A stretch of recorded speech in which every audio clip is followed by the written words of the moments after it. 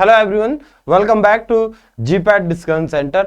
और इस important MCQs के सीरीज में आप सभी का स्वागत है। जी हाँ, अगर आप इस सीरीज में पहले हैं तो आप नए हैं तो आप सभी को ये चीज बताना चाहता हूं कि यहाँ पर मैं 1500 मोस्ट इंपॉर्टेंट क्वेश्चंस आप सभी के सामने शेयर करता हूं विद द कंप्लीट एक्सप्लेनेशन। अभी कुछ अनवांटेड सर्कमटेंसेस के कारण थोड़ा सा डिसकंटिन्यूएशन हो गया था, बट ये जो सीरीज है जिसमें हम टोटल 10 मॉडल पेपर अभी और हमको टोटल डिस्कस करना है, तो ये सारे मॉडल पेपर्स भी कंप्लीट करेंगे और उसके बाद फिर इस सीरीज का एंड होगा।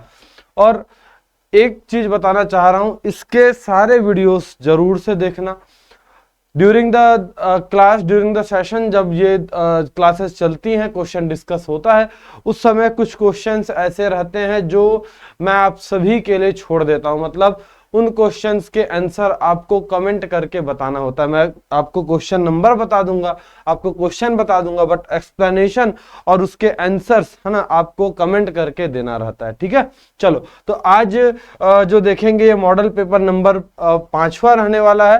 और आप सभी को बताना चाहता हूं, इस पूरे सीरीज में जितने भी क्वेश्चन हैं उन सभी को इसी लेवल में और इसी सिलेबस से डिजाइन किया गया है कि सभी प्रकार के फार्मासिस्ट एग्जाम में ये हेल्प हो सके, है ना। ये एक हिसाब से मान के चलो आइडियल सिलेबस को लेकर चल रहा है। तो इसमें सारे के सारे आपके सिलेबस कंप्लीट हो जाएंगे और हर प्रकार के फार्मासिस्ट, चाहे central level low, state level, है ना, कोई सा भी फार्मासिस्ट एग्जाम होता है सभी में हेल्प करेगा।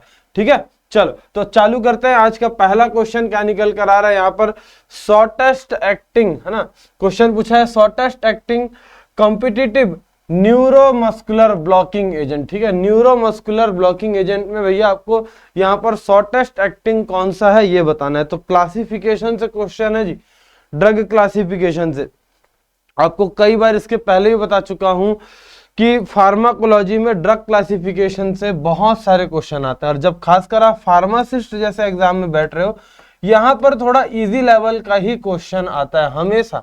ध्यान रखना, फार्मासिस्ट में क्वेश्चन ना बहुत ही इजी लेवल के होते हैं। अगर आप अभी रेलवे के भी पेपर देखोगे ना, तो उसमें भी फार्माकोलॉजी में अधिकतर ये मैकेनिज्म ऑफ एक्शन साथ साथ ड्रग क्लासिफिकेशन से बहुत सारे क्वेश्चन आए। चलो बात करेंगे यहाँ पर डी ट्यूबरक्यूरानिन की बात करते हैं, पेनकोरुनियम की बात करेंगे या मीवाकुरियम की बात करते हैं। क्या निकल कर आएगा बताना। शॉर्टेस्ट एक्टिंग अगर बात करते हैं ना, तो मीवाक्यूरियम ये शॉर्ट एक्टिंग में है। बाकी जितने ऑप्शन ए, ऑप्शन बी और ऑप्शन सी ये सभी आपके लॉन्ग एक्टिंग हो जाते हैं ना, ध्यान रखना, लॉन्ग एक्टिंग हो जाएगा। और मीवाक्यूरियम की बात करते हैं तो यही एक है जो short acting neuromuscular blocking agent के तौर पर आता है। ठीक है, तो इसका क्लासिफिकेशन एक बार जरूर से ध्यान रखना। डायरेक्टली एक्टिंग एजेंट की बात करते हैं, क्विनिन, ये सभी आ जाएंगे यहाँ पर। अब बात कर लो यहाँ पर अगला क्वेश्चन क्या है, इंट्राडर्मल ड्रग, है ना, intradermal drug given at which angle. हाँ, ये वाला क्वेश्चन बहुत जरूरी है ना। एंगल जब हम इंजेक्ट करते हैं अलग अलग रीजन पर, तो उस रीजन में किस एंगल में हमको सिरिंज लगाना है बॉडी में। तो यहाँ पर देखना एक चीज, जैसे मान लो ये हमारी बॉडी है ना, ये हमारा बॉडी हो गया। अगर हमको इंट्राडर्मल लगाना है, ठीक है, इंट्राडर्मल मतलब हमारे बॉडी के सबसे अपर लेयर ही हो जाएगा। ठीक है, तो अपर लेयर चाहिए तो हमको एंगल ऐसा रखना पड़ेगा, देखो कुछ इस प्रकार का एंगल रखना पड़ेगा। ठीक है, इस प्रकार का एंगल रखेंगे, ये 10 से लेकर 15 डिग्री का एंगल बनाएगा, ये इंट्राडर्मल होता है। ठीक है, हमारे डर्मल लेयर पर जाएगा। ये कहाँ जाएगा, हमारे डर्मल लेयर पर। यहाँ पर सही आंसर डर्मल लेयर हो गया। अब आगे बढ़ जाओ थोड़ा सा यहाँ पर, है ना, ये थोड़ा सा और डाउन कर सकते हो इसको। ठीक है, थोड़ा सा और डाउन कर लिए, इस प्रकार का ले लिए। ठीक है, इसके बाद यहाँ पर चलेगा, ये हो गया 25 डिग्री।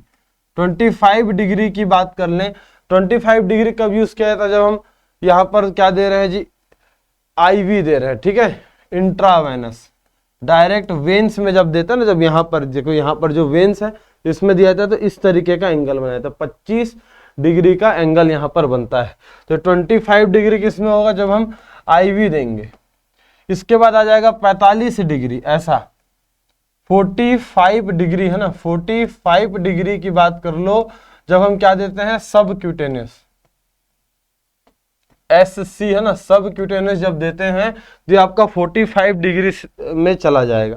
इसके बाद एक होता है 90 डिग्री, 90 डिग्री डायरेक्ट आपके मसल्स में जाएगा। हाँ देखो, ये इंट्राडर्मल, ये डर्मल लेयर हो गया, ठीक है, डर्मिस लेयर, इसी डर्मल लेयर में थोड़ा सा अंदर जाएंगे तो यहाँ पर वेन्स हैं, तो यहाँ पर इंट्रावेनस देंगे।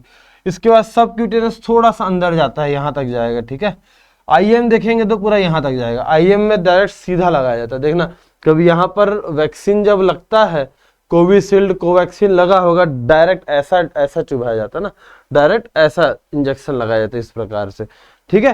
तो ये समझ लेना, इंट्रावेनस है तो सीधा 90 डिग्री में जाता है, ठीक है। इसके बाद 10 से 15 डिग्री आपका यहाँ पर इंट्राडर्मल, 25 डिग्री जो होता है वो आपका इंट्रावेनस होता है, 45 में आपका सबक्यूटेनियस होता है, और 90 में आपका क्या होता है, इंट्रावेनस, सॉरी इंट्रामस्कुलर, ठीक है। चलो नेक्स्ट क्वेश्चन देखते हैं। Which anaesthetic is known to cause hallucination, hallucination कौन सी दवा करती है? हेलुसिनेशन एक हिसाब का मेंटल डिसऑर्डर होता है, डिसऑर्डर या एक कंडीशन इसको बोल लो कि हाँ इसमें ऐसा लगता है कि हम, हमारे सामने कोई नहीं है फिर भी हम उसको एहसास कर रहे हैं, फिर भी हमें ऐसा लगता है कि भाई वहां पर खड़ा हुआ है, भ्रम जिसको बोलते हैं ना, हिंदी में भ्रम बोल लो, कि हम जैसे मान के चलो कोई सा हॉरर मूवी हमने देखा, उसके बाद थोड़ा डर लगने लग जाता है रात में सोते समय कि यार वहां पे कोई भूत बैठा है, कोई आदमी बैठा है, रूम के बाहर में कोई है, बिस्तर के नीचे कोई है, तो ऐसा एहसास होना, ठीक है, ये हेलुसिनेशन होता है। ऑप्शन है कीटामिन, थायोपेंटॉन, फेंटानिल की बात करते हैं, नाइट्रस ऑक्साइड। ध्यान रखना यहाँ पर सही आंसर क्या निकलेगा, कीटामिन, कीटामिन जिसको डिसोसिएटिव एनेस्थीसिया भी बोला जाता है, क्या बोलते हैं, डिसोसिएटिव एनेस्थीसिया, हेलुसिनेशन कॉज करवाएगा, ध्यान रखना, है ना। इमोबिलिटी करवाता है, इमोबिलिटी मतलब कीटामिन दिए, एनेस्थीसिया है तो पूरी तरीके से पर्सन इमोबिलाइज हो जाएगा, मतलब वो अब बिल्कुल भी मूवमेंट नहीं कर पाएगा, ठीक है। फीलिंग ऑफ डिसोसिएशन, जिस कारण से इसको डिसोसिएटिव एनेस्थीसिया के नाम से भी जानते हैं, ठीक है। चलो आगे देखो, does act as a vital link between patient and prescriber. एक साइड आपका क्या हो गया, पेशेंट जिसको मेडिसिन चाहिए, और दूसरी ओर हो गया एक MBBS डॉक्टर जिसने मेडिसिन प्रिस्क्राइब किया है, दवाई लिखा है। तो इन दोनों के बीच में कौन है जो इस चीज को अच्छे से समझता है कि भाई MBBS ने कौन सी दवा लिखी है, पर्ची में प्रिस्क्रिप्शन में कौन सी दवा लिखी है, और वो उस पेशेंट तक पहुंचाने, उस पेशेंट को वो सही मेडिसिन देने के लिए कौन रहता है, डिस्पेंसर होता है, कंपाउंडर होता है, नर्स होती है, या कम्युनिटी फार्मासिस्ट होता है? बताओ। एक प्रिस्क्राइबर से जो मेडिसिन मिला उसको पढ़कर पेशेंट को देने वाला फार्मासिस्ट होता है ना, फार्मासिस्ट होता है। ये सब चीज आप अपने हॉस्पिटल फार्मेसी, डिस्पेंसिंग फार्मेसी वाले पार्ट में पढ़ोगे। फार्मासिस्ट ही है जो ड्रग के बारे में, दवाई के बारे में भाई इंफॉर्मेशन देता है ना, वही इंस्ट्रक्शन को आपको पढ़ के बताता है कि भाई इस दवा को आपको सुबह लेना है, इसको आपको शाम को लेना है। ये सारा का सारा ड्यूटी एक फार्मासिस्ट का होता है। डन। चलो अगला क्वेश्चन देखो, the first phase of counselling is used for. जब पेशेंट काउंसलिंग की बात करते हैं, है ना, तो पेशेंट काउंसलिंग भाई बहुत इंपॉर्टेंट है ना। पेशेंट काउंसलिंग इंपॉर्टेंट है क्योंकि जब तक पेशेंट काउंसलिंग नहीं होगा तब तक आप पेशेंट के बारे में सही जानकारी नहीं ला पाओगे, और एक आप उसको एक सही दवा दे भी नहीं पाओगे। तो सबसे पहला जो फेज होता है वो किस चीज के लिए होता है कि इंफॉर्मेशन गैदरिंग, पेशेंट के बारे में सारी जानकारियां लेना, टॉकिंग विद द रिलेटिव्स, उसके पेशेंट के रिलेटिव्स के साथ बात करना, या gathering the other pharmacy staff, सभी फार्मेसी स्टाफ को एक साथ बुला लेना, या gathering the other nursing staff. बताओ, जब भी अब खुद ही सोचो ना, जब आप अपने वाइवा में जाते हो, जब आपके यहाँ वाइवा होता है, प्रैक्टिकल का वाइवा लिया जाता है ना, उसके बाद जब एक्सटर्नल आते हैं और एक्सटर्नल आके जब वाइवा लेते हैं, सबसे पहले आपसे आपका नाम पूछते हैं, आपका रोल नंबर पूछते हैं, आपका बाकी सब आगे की चीजें निकलती हैं। उसके बाद फिर आपके प्रैक्टिकल में उतरते हैं। सेम पेशेंट काउंसलिंग में भी होता है। सबसे पहले पेशेंट के बारे में इंफॉर्मेशन लेना ठीक है, पेशेंट का नाम क्या है, एज वेज सब कुछ, इसके बाद उसका मेडिकल हिस्ट्री, उसका अगर किसी तरीके का उसको डिजीज बीमारी हुआ है इसके पहले तो उस बीमारी के बारे में जानने की कोशिश करता है एक फार्मासिस्ट। ठीक है, पेशेंट काउंसलिंग का सबसे मेन जो सबसे पहला पार्ट रहेगा वो रहेगा कि हम ज्यादा से ज्यादा उस पेशेंट के बारे में जानकारी इकट्ठा कर सके।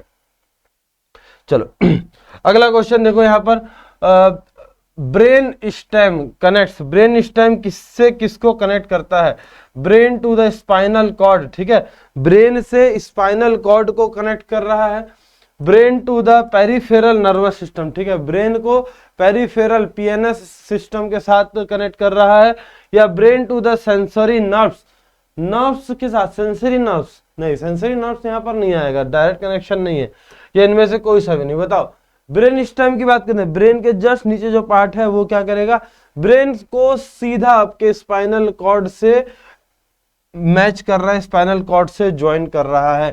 ठीक है, तो ब्रेन स्टेम का काम क्या रहता है जी, स्पाइनल कॉर्ड से ब्रेन को कनेक्ट करना। ठीक है, चलो ये क्लियर करना ना, central nervous system, spinal cord आ गया, ब्रेन स्टेम और ब्रेन, ये सभी निकल कर आएंगे। आगे देखो, तो कॉजेटिव एजेंट ऑफ ट्यूबरक्लोसिस, बताओ जी, ट्यूबरक्लोसिस, माइकोबैक्टीरियम ट्यूबरक्लोसिस है ना, ये होता है कॉजेटिव एजेंट। तो आपको बोला जो ट्यूबरक्लोसिस होता है वो उस डिजीज को करवाने वाला जो माइक्रो ऑर्गेनिज्म है वो क्या है, वो एक वायरस है, प्रोटोजुआ है, बैक्टीरिया है, या किसी प्रकार का न्यूट्रिशन में कमी होने से ये होता है। तो ट्यूबरक्लोसिस किसके कारण हो रहा है, माइकोबैक्टीरियम ट्यूबरक्लोसिस के कारण हो रहा है। और ये माइकोबैक्टीरियम ट्यूबरक्लोसिस क्या है, किस कैटेगरी में आता है, तो बैक्टीरिया के अंतर्गत आता है। ठीक है, क्या होता है, एक बैक्टीरिया होता है ना, जो कि हमारे रेस्पिरेटरी ट्रैक को इन्फेक्ट करता है। जब अगर किसी व्यक्ति को ट्यूबरक्लोसिस होगा तो छींकते समय या जब खांसी आती है उस समय मुंह से खून भी निकलता है, कफ भी रहता है, सांस लेने में परेशानी जाता है। ठीक है, ये सब देखते हुए चल लेना। चलो अगला क्वेश्चन देखो, this is the outer most cranial appendage. ठीक है, क्रेनियल अपेंडेज, जब आप मेनिंजाइटिस की बात करते हो तो इसके पूरे लेयर्स को अगर आप देखोगे तो आउटर मोस्ट लेयर कौन सा है ये बताने बोला है। पहला बात करता है ड्यूरामीटर, ठीक है, इसके बाद पियामीटर, स्कल की बात करते हैं, या एर्चनॉइड की बात करेंगे, क्या निकलेगा सही आंसर भाई, सबसे आउटर मोस्ट लेयर में आपका ड्यूरामीटर। ठीक है, उसके बाद मिडिल लेयर जो होता है वो आर्कनॉइड होता है, और उसके बाद जो इनर लेयर होता है वो होता है पियामीटर, है ना, ये क्लियर करना, ड्यूरामीटर, आर्कनॉइड और पियामीटर अंदर रहेगा, इनर मोस्ट लेयर आपका पियामीटर होता है, ये चीज ध्यान में रखना हमेशा से। अगला देखो, the first person who discovered Mycobacterium tuberculosis, है ना, माइकोबैक्टीरियम ट्यूबरक्लोसिस का सबसे पहले इसके बारे में किसने जानकारी इकट्ठा की, किसने इसका खोज किया, डिस्कवर किया, तो बात करेंगे Edward Jenner, Louis Pasteur, Charles Darwin या रॉबर्ट कोच। क्या निकलेगा सही आंसर, देखो एडवर्ड जेनर की बात करते हैं, इन्होंने सबसे पहला वैक्सीन बनाया, तो इनको फादर ऑफ वैक्सीनेशन या फादर ऑफ इम्यूनोलॉजी या इम्यूनाइजेशन भी बोला जाता है। लुइस पास्चर, इन्होंने पास्चराइजेशन मेथड दिया था, है ना। चार्ल्स डार्विन थ्योरी दिया था, डार्विन का सिद्धांत। यहाँ रॉबर्ट कोच की बात करते हैं, इन्होंने अपने सिंगल लेंस माइक्रोस्कोप से सबसे पहली बार माइकोबैक्टीरियम ट्यूबरक्लोसिस को देखा था। इन्होंने उस पर रिसर्च किया, पता चला कि ये जो माइकोबैक्टीरियम ट्यूबरक्लोसिस होते हैं इनके सेल वॉल, है ना, ये बहुत ज़्यादा ठीक होते हैं, इनमें क्या प्रेजेंट रहता है, तो माइकोलिक एसिड या बोल सकते हो लिपिड बहुत ज़्यादा रहता है। ठीक है, इसलिए इनको कैटेगरी किया गया एसिड फास्ट वाले बैक्टीरिया में, जेल नेल्सन स्टेन करने के बाद। आगे देखो, who is known as the father of medicine, father of medicine की बात करते हैं, किनको बोला जाएगा। ऑप्शंस देखना यहाँ पर, सबसे पहला ऑप्शन क्या है, गैलन। अगला बोल दिया C.A. सैडलर या हिपोक्रेट्स, या इनमें से कोई सा भी नहीं। क्लियर करना एक बार, गैलन की बात करते हैं तो ये फर्स्ट फार्मासिस्ट हैं, है ना, सबसे पहले फार्मासिस्ट। C.A. सैडलर, तो इन्होंने फार्माकोग्नोसी, है ना, का नाम दिया था। ठीक है, इन्होंने सबसे पहले टर्म दिया था ये इन्होंने टर्म द नेम फार्माकोग्नोसी, ये हट जाएगा, सेडलर हट जाएगा। ठीक है, हिपोक्रेट्स की बात करते हैं, हाँ ये होते हैं फादर ऑफ मेडिसिन, है ना। हिपोक्रेट्स कैसे याद करोगे, जो ट्रिक मैं लगाता हूँ हिपोक्रेट्स फादर ऑफ मेडिसिन याद करने के लिए। देखो हिपोक्रेट्स क्या लिखा हुआ है इसमें, हिप्पो, ये पहला वर्ड क्या है, हिप्पो। हिप्पो मतलब क्या होता है, दरियाई घोड़ा। ठीक है, राइनासोर होता है ना, राइनासोर बड़ा होता है बहुत, हिपोक्रेट्स हिप्पो राइनासोर बोल लो, उनको हिप्पो भी बोला जाता है। अब हिप्पो का साइज बहुत बड़ा होता है, राइनासोर से उनका साइज बहुत बड़ा होता है। तो ऐसे याद करना भाई, फार्मा में हमारे पास सबसे बड़ा क्या है, इस पूरे फार्मा कैरियर में हमारे पास सबसे बड़ी चीज है हमारा दवा, यानी हमारी मेडिसिन, है ना। तो इसलिए मैंने ऐसे इसको रिमेंबर किया कि जैसे हिप्पो का साइज सबसे बड़ा होता है, वैसे फार्मा में सबसे बड़ा हमारे पास है मेडिसिन। तो फादर ऑफ मेडिसिन, है ना। और इस तरीके से कभी भी नहीं भूलोगे, इस चीज को ध्यान में रखना। ठीक है, चलो अगला क्वेश्चन देखो यहाँ पर, ferulic acid present in asafoetida on treatment with HCl, है ना। अगर हम फेरुलिक एसिड का अगर हम HCl से ट्रीटमेंट कर दें तो क्या बनता है, अम्बेली फेरॉन बनेगा, अम्बेलिक एसिड बनता है ना, या रेसिनोटेनॉल बनता है, या असरन बनेगा। बताओ क्या निकल कर आएगा यहाँ पर सही आंसर। फेरुलिक एसिड के साथ HCl का ट्रीटमेंट हुआ तो अम्बेलिक एसिड का फॉर्मेशन होगा, है ना। असाफोइटोडा में होता है अम्बेलिक एसिड, ये क्लियर करना। असाफोइटोडा की बात करते हैं तो इसमें रेजिन टोटल 40 से 65%, गम रहता है 20 से 25%, और वोलाटाइल ऑयल 4 से 20% लगभग के आसपास रहेगा। ठीक है, साथ ही साथ फ्री फॉर्म या कंबाइंड फॉर्म में फेरुलिक एसिड भी होता है। फेरुलिक एसिड कैसे रहेगा, फ्री फॉर्म या तो फिर ये कंबाइंड फॉर्म में प्रेजेंट रहेगा, यानी किसी के साथ मिक्स होकर, किसी के साथ कंबाइन होकर भी प्रेजेंट रहता है। आगे देखो यहाँ पर, डोवर्स पाउडर यूज्ड एज डाईएफ्रोटिक कंटेन्स। ठीक है, डोवर्स पाउडर का केमिकल कंपोजिशन मतलब ये किस कैटेगरी में आता है बताओ, है ना। इपिकैक और ओपियम होता है, इपिकैक सेना सिनकोना होगा, ओपियम इपिकैक और सिनकोना, या ये सारे के सारे हो जाएंगे इसके अंदर। बताओ, डोवर्स पाउडर अगर हम डाईएफ्रोटिक बात करते हैं तो ये क्या होगा, इपिकैक, है ना, और ओपियम, ये दोनों ही चीजें इसमें प्रेजेंट रहेंगी, क्लियर करते चलना। ठीक है, देख लो सभी अलग अलग प्रकार के चीजें, डोवर्स पाउडर हो गया, कंपाउंड पाउडर ऑफ ट्रागाकैंथ, है ना, तो इसमें ट्रागाकैंथ के फाइनली डिवाइडेड पाउडर्स रहते हैं। ठीक है, ये देखते हुए चलेंगे। चलो आगे देखो, पोडोफाइलिन इज यूज्ड फॉर, पोडोफाइलिन का यूज किस लिए किया जाता है ना। पोडोफाइलस से निकाला जाएगा, पोडोफाइलिन केमिकल कंपोजिशन है। ओवेरियन कैंसर के लिए यूज होता है, कॉन्स्टिपेशन में यूज होता है, इरिटेबल बाउल सिंड्रोम, है ना, IBD या IBS बोलते हैं। तो इन इरिटेबल बाउल सिंड्रोम या डायरिया किस में यूज होगा, पोडोफाइलिन का। तो पोडोफाइलिन का इस्तेमाल होगा ओवेरियन कैंसर के ट्रीटमेंट में। समझ गए, ओवेरियन कैंसर, ओवेरीज में अगर कैंसर हुआ है तो उसके लिए यूज किया जाएगा।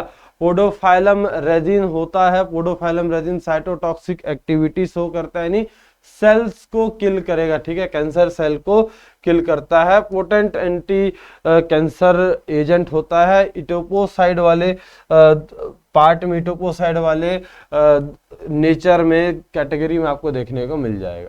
चलो अगला क्वेश्चन देखो, the enzymes catalysing the transferase catalysing the transfer hydrogen, है ना, ट्रांसफर हाइड्रोजन को कैटालाइज करने वाले जो एंजाइम है वो कौन सा होगा, ट्रांसफिरेज होता है, ऑक्सीडो रिडक्टेज होगा, आइसोमेरेज या कैटालेज की बात करते हैं।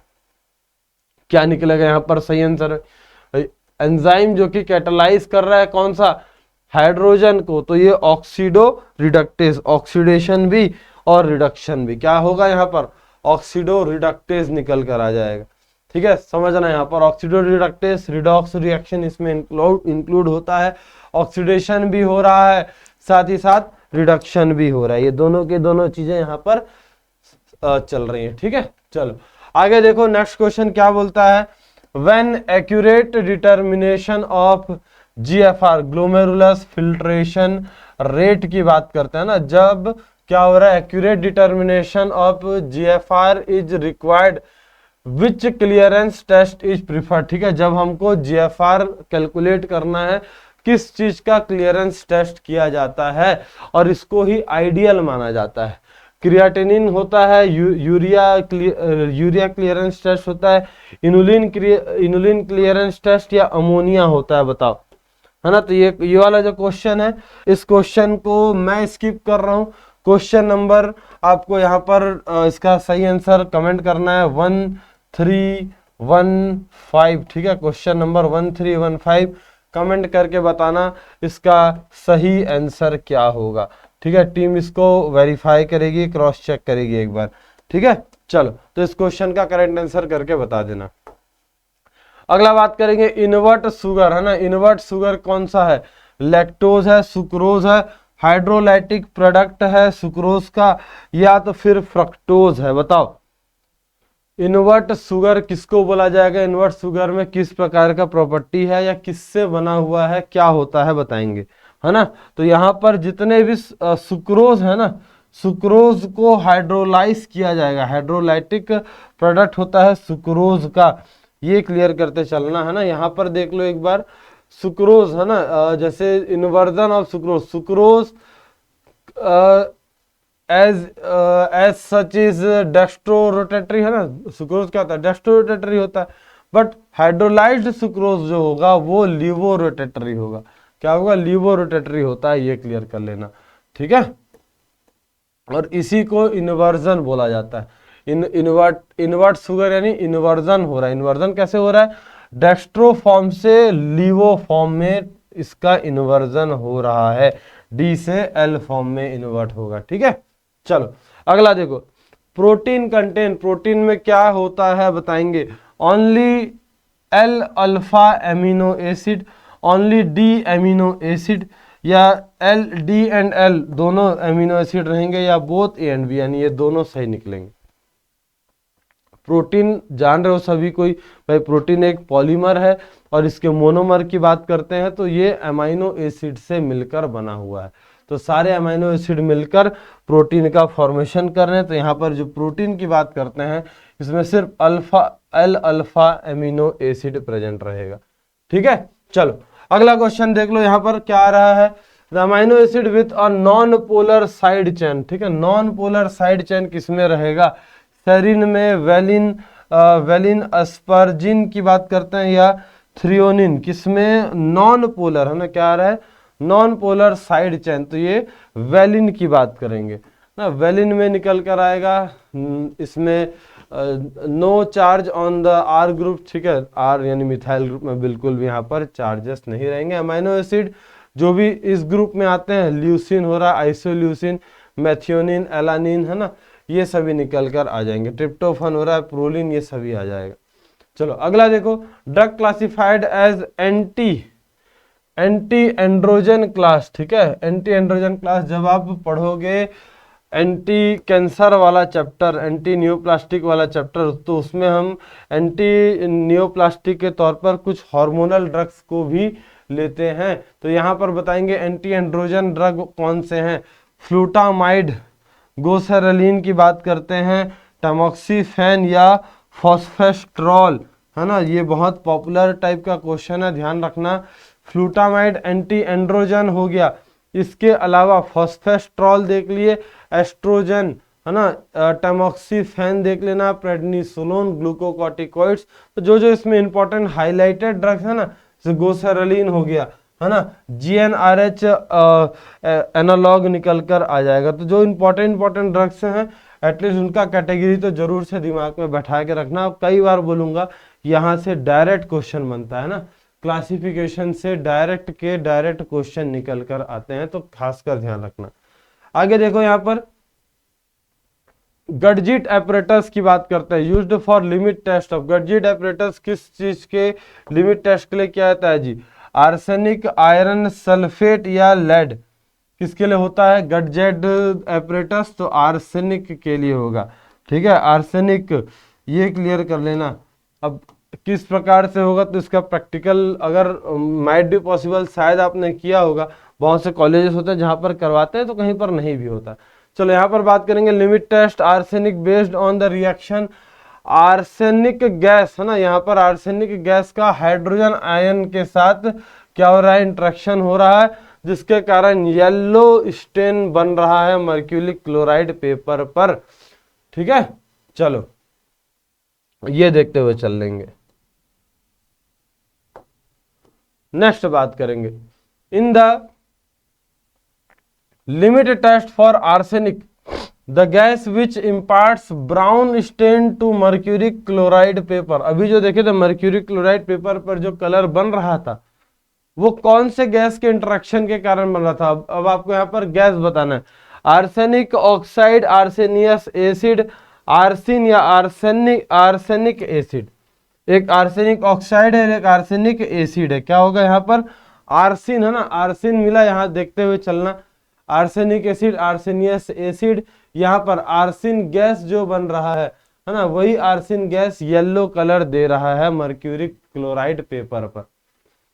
आगे देखो, drug that can be used as both antacid as well as laxative.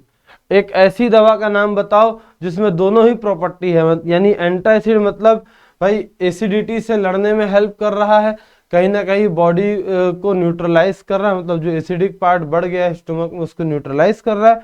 और दूसरी बात, लैक्सेटिव की तरीके से भी काम कर रहा है, मतलब स्टूल सॉफ्ट करने में हेल्प कर रहा है। जैसे मान लो अगर कोई ऐसे व्यक्ति हैं जिनका ठीक से पेट साफ नहीं हो रहा है ना, कॉन्स्टिपेशन हो रहा है, कब्ज हो रहा है, उस कंडीशन पर इसको लिया जाता है, ये मेडिसिन दिया जाता है। ठीक है, चलो magnesium sulphate, magnesium chloride, magnesium hydroxide या सोडियम सल्फेट। तो सबसे पॉपुलर बात करेंगे मैग्नीशियम हाइड्रोक्साइड, है ना, magnesium hydroxide MgOH whole twice की बात करते हैं, गैस्ट्रिक एसिड को न्यूट्रलाइज करेगा, पहला बात। ठीक है, हार्ट बर्न, इंडाइजेशन, इससे भी राहत देता है। हाँ, एक है कि शॉर्ट ड्यूरेशन होता है इसका, जो ड्यूरेशन वर्किंग टाइम रहता है वो शॉर्ट रहता है, कम रहता है, ज्यादा नहीं रहेगा। इसके बाद लैक्सेटिव की तरीके से कैसे काम करेगा? मिल्क ऑफ मैग्नीशिया बोला जाता है ना, milk of magnesia high dose में ऑस्मोटिक लैक्सेटिव की तरीके से काम करेगा। ठीक है, चलो बाउल्स के मूवमेंट को बढ़ाता है। ठीक है, हमारे बाउल्स के मूवमेंट को बढ़ाएगा, ये क्लियर कर लेना। ठीक है,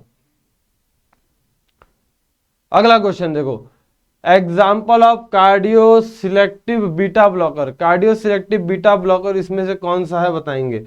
एटिनोलॉल, टिमोलॉल, सोटालॉल या पिंडोलॉल। तो इसको याद करने के लिए बहुत बढ़िया तरीका है ना, कार्डियो सिलेक्टिव। यहाँ पर देखो, बात करें कार्डियो सिलेक्टिव, ए से लेकर एन तक जितने भी नाम है सारे के सारे कार्डियो सिलेक्टिव लगा दो। नॉन सिलेक्टिव से पी से जेड तक है उसको नॉन सिलेक्टिव लगा दो। ठीक है, तो जैसे ए से एन यहाँ पर आप बात कर लिए। ठीक है, एटिनोलॉल आपका निकल कर आ गया।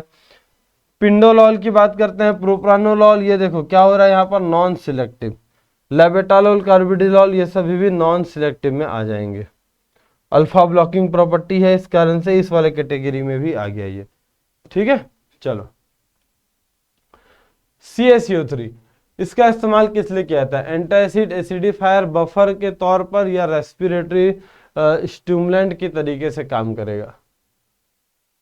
क्या होता है यहाँ पर? एक एंटा एसिड होता है, यानी फिर से वही बात करेंगे, HCl के साथ रिएक्ट कर, अब इसका रिएक्शन ही कर लो आपको समझ में आ जाएगा। ये देखो CaCO3 का रिएक्शन करवाया 2HCl के साथ। ठीक है, क्या बना? यहाँ का कैल्शियम और यहाँ का क्लोरीन मिल गया, Ca, और यहाँ का क्लोरीन मॉलिक्यूल आ गया Cl2 हो गया, इसके साथ H2O बन गया और कार्बन डाइऑक्साइड जो है वो आपका यहाँ से रिलीज हो गया। समझे, ये स्टेप चलेगा। ठीक है, तो कैल्शियम कार्बोनेट की बात करेंगे, एंटा एसिड का काम करता है, ये भी हार्ट बर्न से बचाता है। आगे देख लो डाइमेथिकोन है ना, is the other name of dimethicone, इसको और किस नाम से जानते हैं, कैलामाइन के नाम से जानते हैं, टाइटेनियम डाइऑक्साइड, सिलिकॉन ऑयल या जिंक स्टीयरेट की बात करेंगे, क्या निकलेगा यहाँ पर, सिलिकॉन ऑयल। डाइमेथिकोन को सिलिकॉन ऑयल के नाम से भी जानते हैं। यूज इसका रहता है एंटी फोमिंग एजेंट है ना, स्किन प्रोटेक्शन का काम करता है, सूथिंग का भी काम करता है, ठीक है, स्मूथ बनाने का भी काम करेगा। और इसका जो ओरल फॉर्मुलेशन है उसका यूज करते हैं जब गैस में कभी कभी देखना खाना खाएं ऐसा लगता है कि पेट एकदम भरा भरा है, और कई बार खाना नहीं भी खाए रहते हैं फिर भी ऐसा लगता है पेट में गैस भरा भरा हुआ है, एकदम पेट फुला फुला लग रहा है, तो ये सब फ्लोटिंग इफेक्ट होता है। तो इन सभी में इसका इस्तेमाल किया जा सकता है, इन सभी से बचने के लिए इसका इस्तेमाल करेंगे। डन। चलो अगला क्वेश्चन देखो, elimination of capping of the tablet है ना, टैबलेट में कैपिंग की बात करते हैं, तो एलिमिनेशन यानी उससे बचा कैसे जा सकता है, एलिमिनेट करना। सबसे पहले तो उसको समझने के लिए आपको समझना होगा कि कैपिंग क्या होता है। ये देखो, मान लो ये आपका टैबलेट हुआ और ये टैबलेट का ऊपर ये उसका हेड वाला पार्ट हुआ ना, ये उसका हेड वाला पार्ट हुआ, तो टैबलेट में क्या होगा, अगर इसका जो हेड वाला पार्ट है ये ऐसे अलग हो जाएगा, ठीक है, यह अलग होकर डाई में चिपक जाएगा, तो इसको कैपिंग बोलते हैं। याद रखना, कैपिंग यानी कैप, और कैप यानी टोपी। टोपी कहाँ पर पहनते हैं, हमेशा सर में पहनाया जाता है, पहनते हैं, ठीक है। तो इससे कैसे बचा जा सकता है कि पहला तो हम प्री कंप्रेशन कर दें, ठीक है, जो हम यहाँ पर इसको सीधा वो करने वाले हैं, प्रेस करने वाले हैं, उसके पहले हम एक बार प्री कंप्रेशन कर दें, ठीक है। दूसरी बात क्या हो गया, यहाँ पर प्री कंप्रेशन तो किया है ना, इसके साथ साथ अब हम और क्या कर सकते हैं, प्री कंप्रेशन के बाद दूसरा रिड्यूस करते हैं फाइनल कंप्रेशन रेट, ठीक है, जो हम फाइनल कंप्रेशन कर रहे हैं उसका थोड़ा स्पीड कम कर सकते हैं। इसके बाद एक फ्लैट पंच, अब खुद सोच कर देखो है ना, एक खुद ही सोच कर देखना, मान लो मेरे पास यहाँ पर बहुत सारा मैंने आटा रखा हुआ है, ठीक है, आटा सभी को समझते हैं, रोटी बनाने के लिए जो पाउडर रहेगा आटा, तो मान लो एक थाली में मैंने आटा रखा है, और अगर मैं हाथ को अपना ऐसे करके डालता हूँ, ठीक है, देखो ऐसा, ये देख लो है ना, हाथ इस तरीके से मेरा ऐसा कॉनकेव बना लिया, ऐसे करके डालूंगा तो क्या इस वाले पार्ट में थोड़ा बहुत आटा चिपक कर आ जाएगा, जाहिर सी बात है थोड़ा ज्यादा ही आएगा, जितना पकड़ में आ सकता है उतना पकड़ में आ जाएगा। और इसके अलावा अगर मैं फ्लैट पंच लेता हूँ, ऐसा ऐसा अगर करता हूं, तो क्या आटा चिपक कर आएगा, नहीं होगा ना। तो बस यही कॉन्सेप्ट चलता है यहाँ पर भी, ठीक है। जो कैप्सूल बना रहे थे, तो भाई जो पाउडर उसमें चिपक जा रहा था, उसके जितने कर्व वाले में या जिसमें जगह रहेगा, अगर उस पंच में चिपक जा रहा है तो हमको पंच को क्या फ्लैट लेना है, समझे। चलो ये देख लो, यहाँ टैबलेट है, इसके ऊपर से ऊपर वाला हिस्सा उसका टूट कर अलग हो गया। अगला देखो, नेक्स्ट क्वेश्चन क्या बोल रहा है यहाँ पर, 95% सुक्रोज, चलिए 4% यहाँ पर निकल कर आ रहा है क्या, इनवर्ट शुगर, ठीक है, 4% यहाँ पर इनवर्ट शुगर, इसको अपन क्या बोलेंगे, न्यू टाइप बोलते हैं, या इसके अलावा शुगर टाइप बोलते हैं, इन टाइप बोलते हैं, डीपैक बोलेंगे, क्या बोलते हैं यहाँ पर 95% सुक्रोज है तो इसको न्यू टाइप बोलेंगे, ठीक है, न्यू टाइप निकल कर आ गया। देखो इसके अलावा बाकी सब भी एक बार समझना है, शुगर टाइप में 90 to 93% शुगर सुक्रोज, इसके साथ साथ 7 to 10% invert sugar. New type में 95% सुक्रोज, तो 4% यहाँ पर आपका इनवर्ट शुगर रहेगा, समझे। डीपैक की बात कर लो तो यहाँ पर 70% सुक्रोज और 3% मॉडिफाइड डेक्स्ट्रीन। तो इस चीज को जरूर से ध्यान में रखना ना, ये इंपॉर्टेंट क्वेश्चन बनता है, यहाँ से पहले जीपैट जैसे एग्जाम में बहुत क्वेश्चन आते थे। चलो अगला क्वेश्चन देखो, instruction to pharmacist were written in which part of the prescription. Prescription देखोगे तो प्रिस्क्रिप्शन के कौन से हिस्से में है ना फार्मासिस्ट के लिए इंस्ट्रक्शन लिखा रहता है, फार्मासिस्ट के लिए इंस्ट्रक्शन रहता है कि भैया आपको मेडिसिन इस प्रकार से देना है। तो जब सबसे पहले प्रिस्क्रिप्शन देखोगे, देखो मैं उसके सिर्फ बॉडी की बात कर रहा हूँ, RX लिखे, ये क्या होता है, सुपर इंस्क्रिप्शन। सुपरस्क्रिप्शन मतलब हम गॉड से प्रे करते हैं कि भैया हमारा पेशेंट जल्दी ठीक हो जाए, और हम उसके लिए मेडिसिन का रेसिपी लिखते हैं। ये हो गया सुपर इंस्क्रिप्शन, ठीक है। तो ये वाला पार्ट यहां से कट गया। अगला इसके बाद आता है जहां पर डॉक्टर अपने अच्छे से हैंडराइटिंग में यहां पर लिखता है, ऐसा करके, ऐसा लिखता है, ये देखो इस प्रकार से लिख देगा डॉक्टर, इस प्रकार से लिख देता है, ठीक है। इसके बाद नीचे देखो यहां ऐसे आ जाएगा,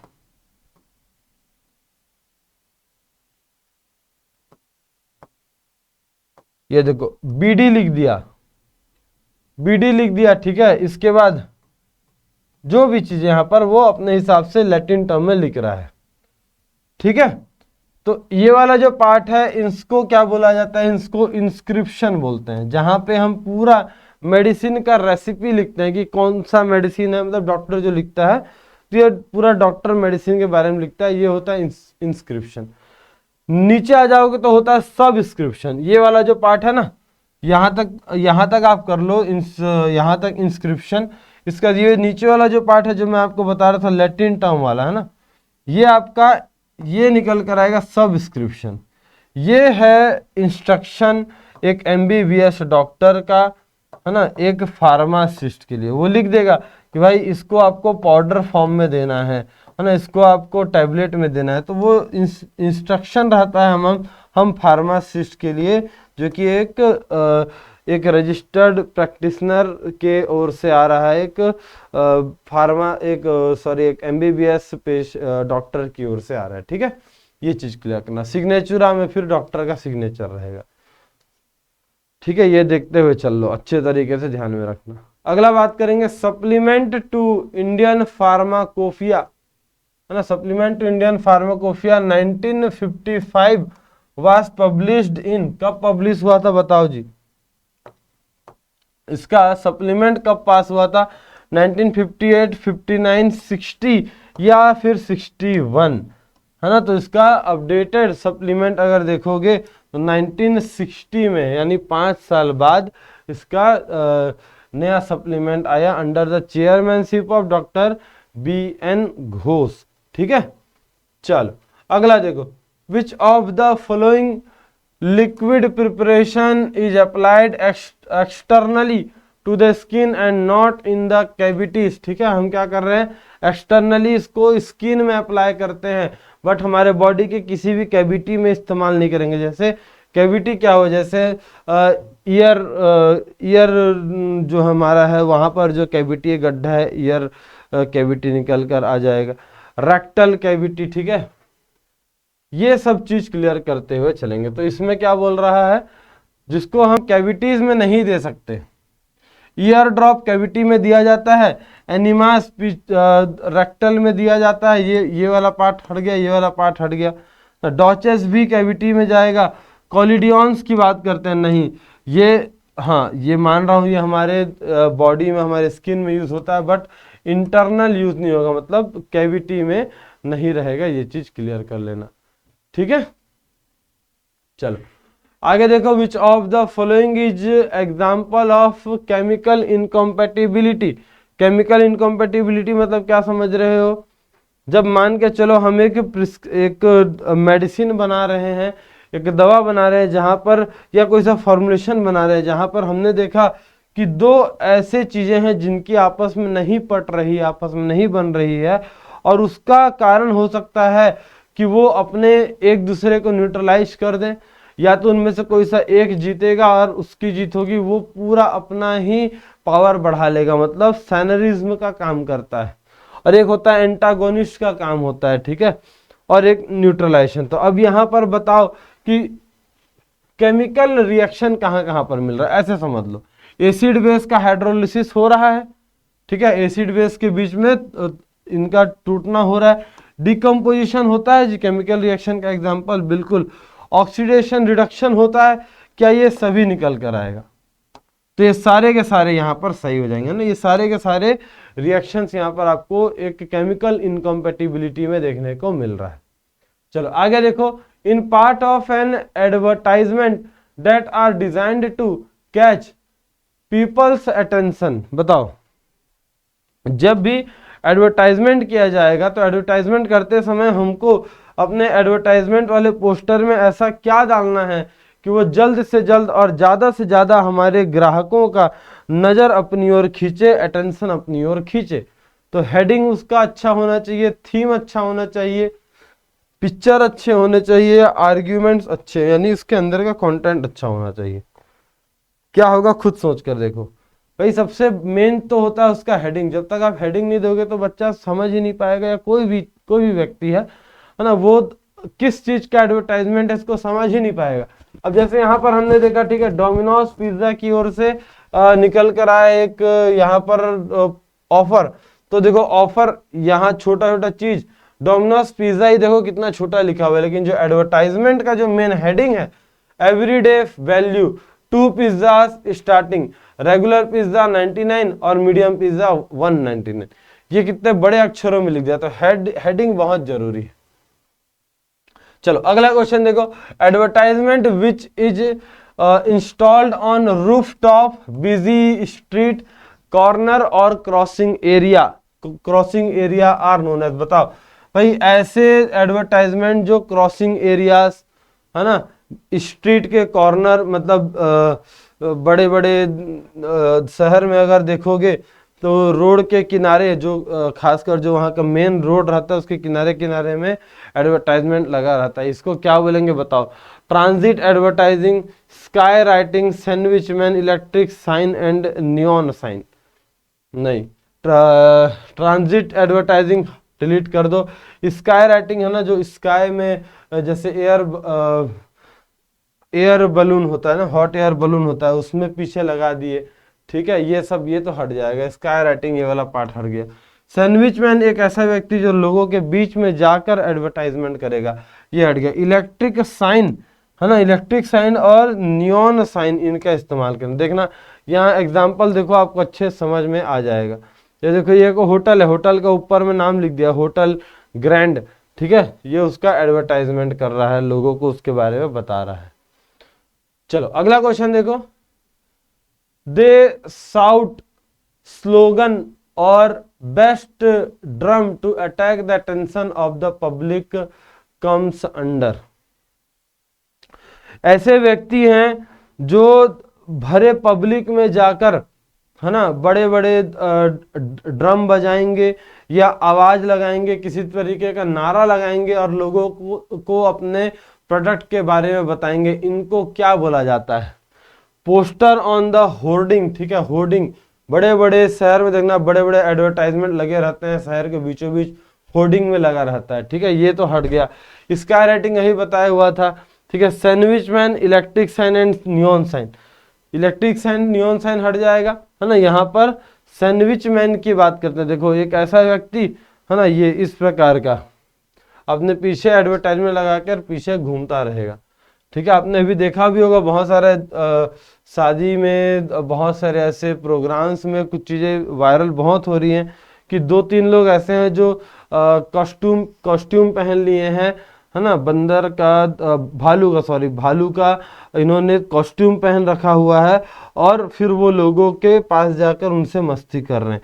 तो यही सब सैंडविच मैन के अंदर आ जाता है, ठीक है। चलो अगला क्वेश्चन देखो, in case of antisera vaccine, diagnostic agent and toxoid for veterinarian use, the function of CDL are carried out at, ठीक है। अगर मान लो एंटीसीरा वैक्सीन, डायग्नोस्टिक एजेंट या टॉक्सॉइड, मतलब जो भी, ये अधिकतर क्या निकल कर आ रहा है ना, सिर्फ इसको हटा दो तो सब के सब अधिकतर आपको इम्यूनोलॉजिकल प्रोडक्ट देखने को मिल रहे हैं।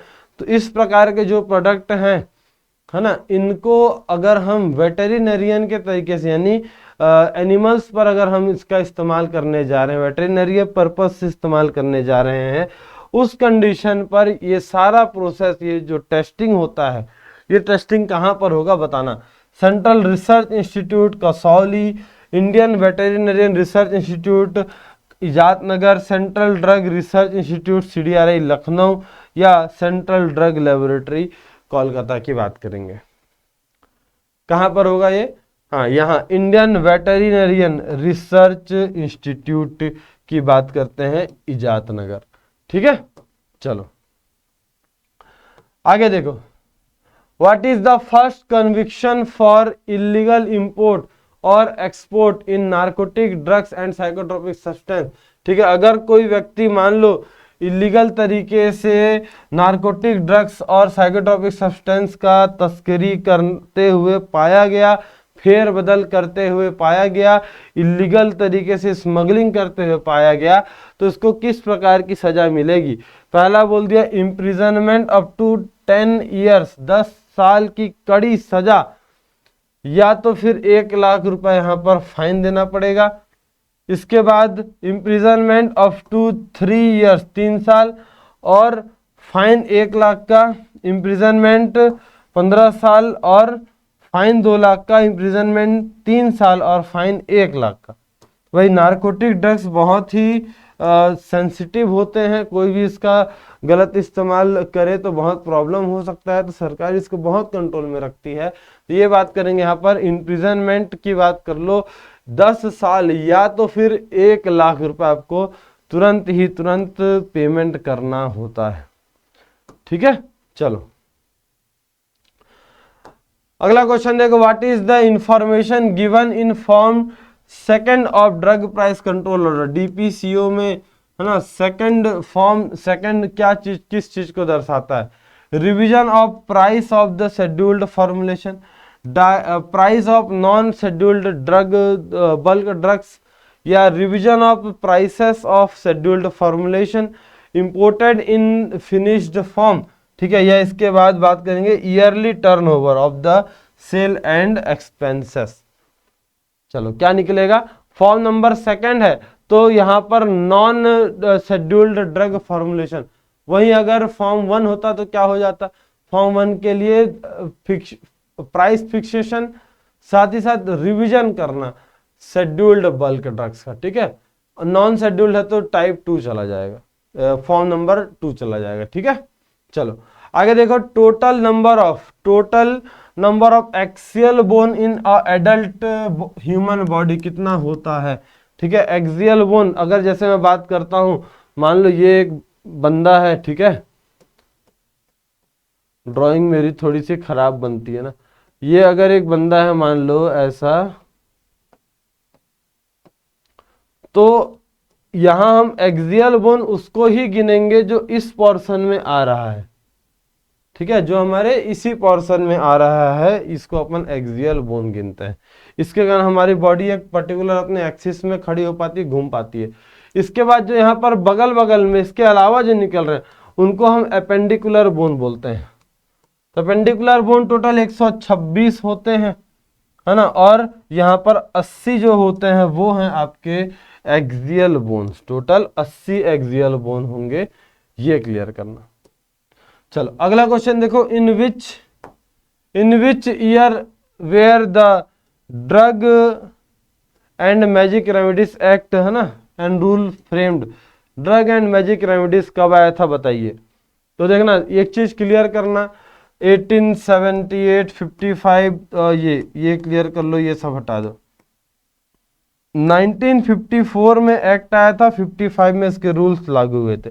याद करने का बहुत बढ़िया तरीका, ध्यान रखना, 1954 है ना, ड्रग एंड मैजिक रेमेडीज। ठीक है, इसकी बात करते हैं जहां पर हम किसके बारे में पढ़ते हैं, मैजिक रेमेडीज से रिलेटेड चीजें पढ़ते हैं, मतलब यही सब अंधविश्वास, कवच, है ना, मंत्र, ये सब के बारे में जो हम पढ़ते हैं। तो ऐसे याद रखना कि अब ये सब को करता कौन है, एक तांत्रिक करता है। तो ऐसे याद करना 54 ईयर्स है ना, 54 ईयर्स का कोई सा एक तांत्रिक है, एक बूढ़ा आदमी है, ठीक है, जो 1 साल बाद मर जाता है, 1955। ठीक है, ये क्लियर करना। तो 54 में एक बूढ़ा व्यक्ति है जो कि एक तांत्रिक है, ऐसे याद करना। चलो आगे देखो। If there are how many number of employ then the employer has to provide a canteen. अगर आप किसी कंपनी में काम कर रहे हो, है ना, और अगर उस कंपनी में टोटल कितने लोग होने चाहिए, अगर इतने होते हैं तो उस कंपनी के जो ओनर हैं उसको एक कैंटीन बना के देना ही पड़ता है। 250 व्यक्ति, 510, 320 या 100 की बात करेंगे तो कुल मिलाकर कितने, कुल मिलाकर 250 लोग होने चाहिए। 250 लोग अगर होंगे तो भाई आपको एक कैंटीन खोल के देना ही पड़ेगा। ठीक है, चलो अगला क्वेश्चन देखो। Which sequence best describe the flow of lymph through the lymphatic system? Lymphatic system में अगर लिम्फ का फ्लो हम देखते हैं तो ये किस तरीके से होगा, है ना। पहला लिम्फ कैपिलरीज आएंगे, ठीक है, lymph capillary, lymph vessels, lymph trunk, उसके बाद लिम्फ डक्ट, ये निकल कर आएगा, है ना। यहाँ पर देखना ऑप्शन बी के साथ चलेंगे। इसका पूरा अगर प्रोसेस देखोगे, सबसे पहले लिम्फ है, ठीक है, लिम्फ कहाँ पर जाएगा, लिम्फ कैपिलरीज में, लिम्फ कैपिलरीज से किस में जा रहा है, लिम्फ नोड में जाएगा, लिम्फ नोड से लिम्फ वेसल, लिम्फ वेसल से लिम्फ ट्रंक, और ट्रंक के बाद लिम्फ डक्ट में, ठीक है। ये इसका पूरा स्टेप रहेगा, यही स्टेप फॉलो होता है। आगे देखो यहाँ पर अगला question, for manufacturing the blood product और to operate the blood bank licence is issued in the form number, ठीक है। ब्लड प्रोडक्ट या फिर blood licence, blood product, blood bank licence, इन दोनों के लिए अगर बोला जाए तो कौन सा फॉर्म नंबर यहां पर होने वाला है, ठीक है। चलो तो 28A, 28, 28B या 28C फॉर्म नंबर मैंने आपको GDC ई ट्यूटर वाले यूट्यूब चैनल में कई बार बताया है, ठीक है। उसमें मैंने उसके रिगार्डिंग एक वीडियो भी डाला हुआ है, तो एक बार उस वीडियो को भी जाकर देखना। फॉर्म नंबर आपको बहुत अच्छे तरीके से समझ में आने वाला है।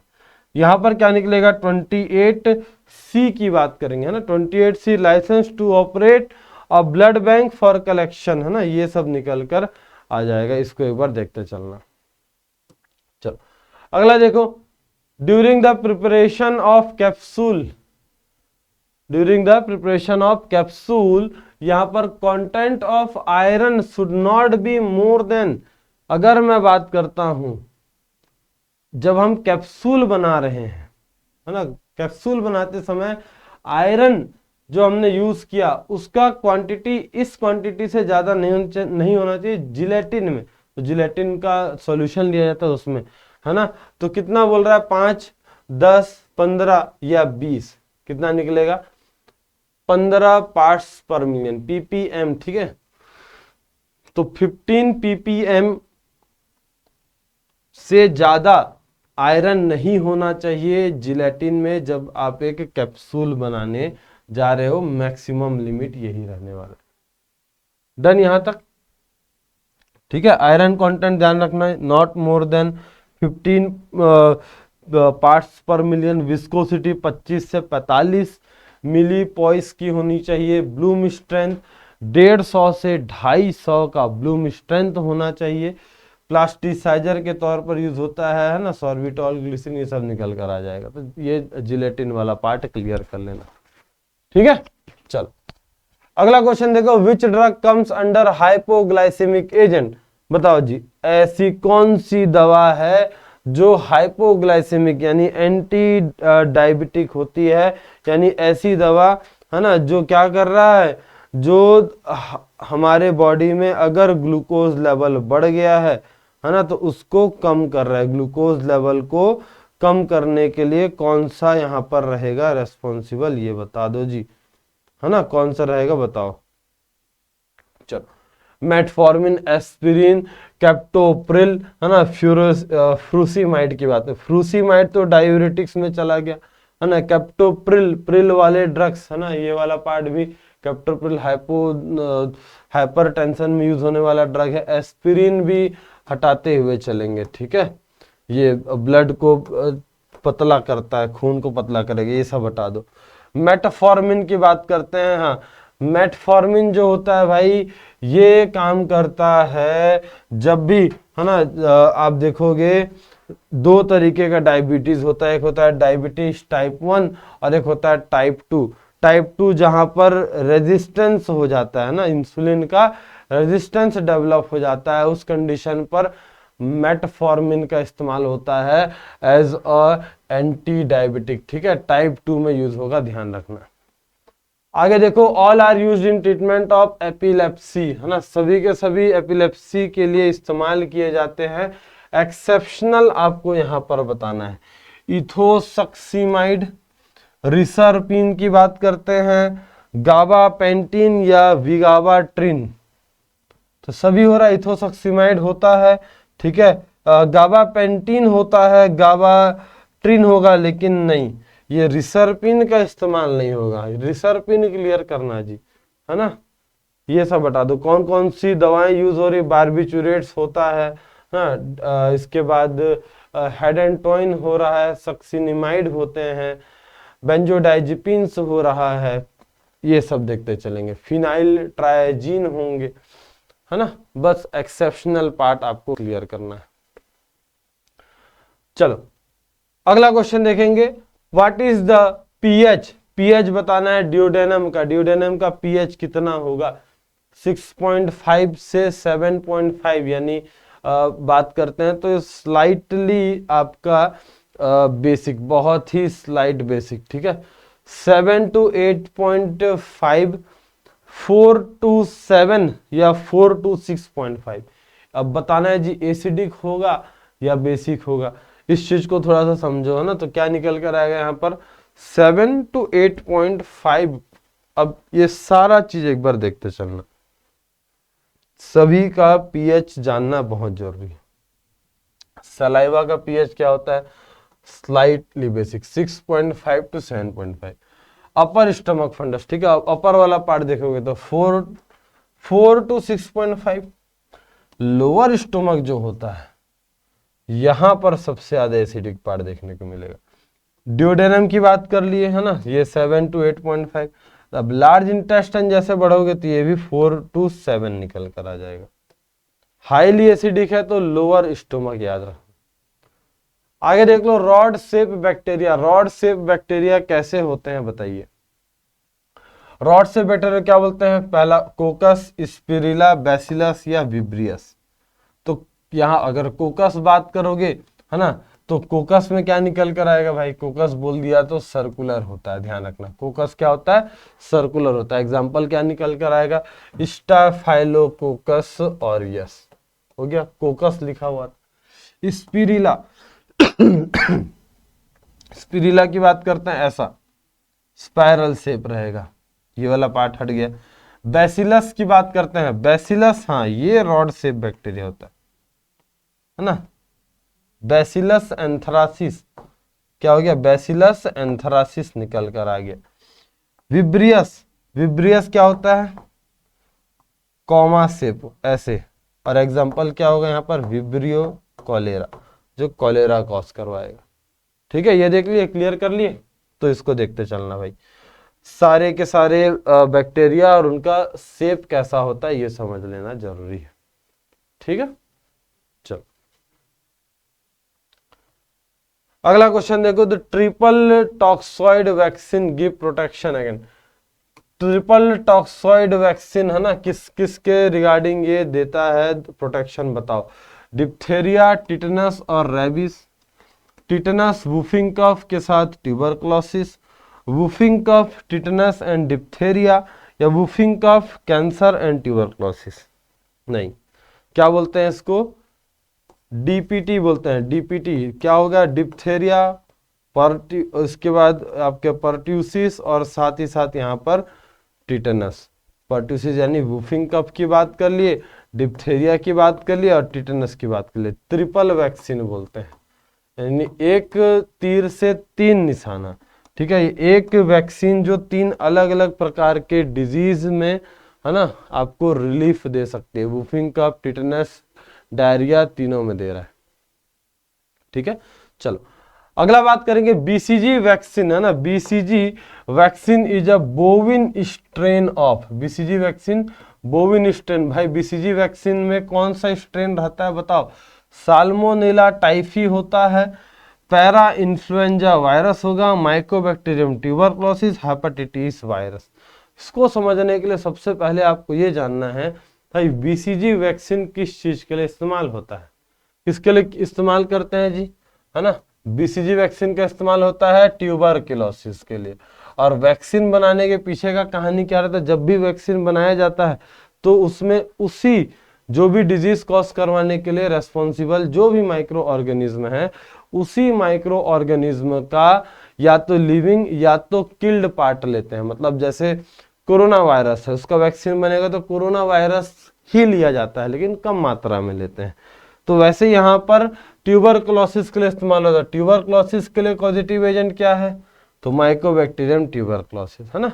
ये टाइफॉइड नहीं, साल्मोनेला टाइफी के कारण होता है। हेपेटाइटिस वायरस भी नहीं, हटाते चलना, ठीक है। चलो नेक्स्ट क्वेश्चन देखो, Schick test used to determine the susceptibility of, Schick test किस प्रकार के डिजीज को चेक करने के लिए सिक टेस्ट का इस्तेमाल करते हैं, मिसलस, डिप्थेरिया, पोलियो और टाइफॉइड, ठीक है। तो इस क्वेश्चन का आंसर आपको कमेंट करके बताना है। तो कौन कौन से क्वेश्चन है जो आप कमेंट करोगे, क्वेश्चन नंबर 1315 और 1350, ये दो क्वेश्चन है जिनके आंसर्स आपको कमेंट करके नीचे बताना है, ठीक है। ये दोनों क्वेश्चंस भाई देख लो, इनको कमेंट कर लेना, इसका सही आंसर बताते चलना, ठीक। चलो तो आज के सेशन में इतना ही, बाकी आगे के क्लासेस यहाँ पर कंटिन्यू करेंगे, आगे के पार्ट्स देखते हुए चलेंगे, ठीक है। चलो थैंक यू सो मच, मिलते हैं आप सभी से इसके नेक्स्ट पार्ट में नए क्वेश्चंस के साथ, नए कॉन्सेप्ट क्लियर करेंगे और ऐसे ही अच्छे तरीके से इसको कवर अप करते चलेंगे। Okay, God bless you, stay connected.